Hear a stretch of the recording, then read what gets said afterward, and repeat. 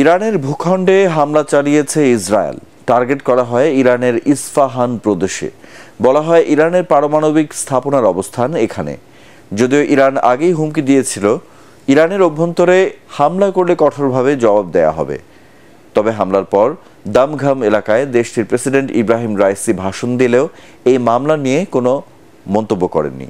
জাহিদুল আলমের রিপোর্টে বিস্তারিত। ভিশন এসি নিয়ে এলো মানিব্যাগ গ্যারান্টি অফার। 1 মাস ব্যবহার করে সন্তুষ্ট না হলে সম্পূর্ণ টাকা ফেরত। রাজধানী তেহরান থেকে ৩৪০ কিলোমিটার দক্ষিণে ইরানের তৃতীয় বৃহত্তম নগরী ইস্ফাহান, যেখানে রয়েছে দেশটির সেনাবাহিনীর অন্যতম বড় বিমান ঘাঁটি ও বেশ কয়েকটি পরমাণু স্থাপনা। এগুলো লক্ষ্য করেই শুক্রবার ভোরে ড্রোন হামলা চালায় ইসরায়েল। তবে হামলায় ব্যবহৃত 3টি ড্রোনই ধ্বংস করে আকাশ প্রতিরক্ষা ব্যবস্থা। যদিও পুরো সপ্তাহ জুড়েই পশ্চিমা মিত্ররা ইসরায়েলকে বলছিল ইরানে হামলার জবাবে যেন পাল্টা হামলা চালানো না হয়।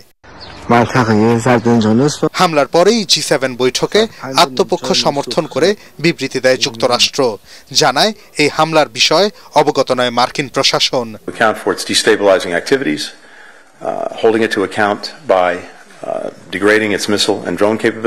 এদিকে ইরান বলছে ইস্ফাহানে যে হামলা চালানো হয়েছে তা সীমান্তের বাইরে থেকে চালানো হয়নি। ইস্ফাহানের পারমাণবিক কার্যক্রমের কেন্দ্রগুলো সম্পূর্ণ নিরাপদ রয়েছে বলেও নিশ্চিত করা হয়।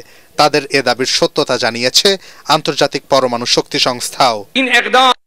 ইকদামি জরুরি লাজিম ওয়াহদাত বখশ و افتخار و اقتدار کشور بزرگ ما بود। ভিশন এসি নিয়ে এলো মানিব্যাগ গ্যারান্টি অফার।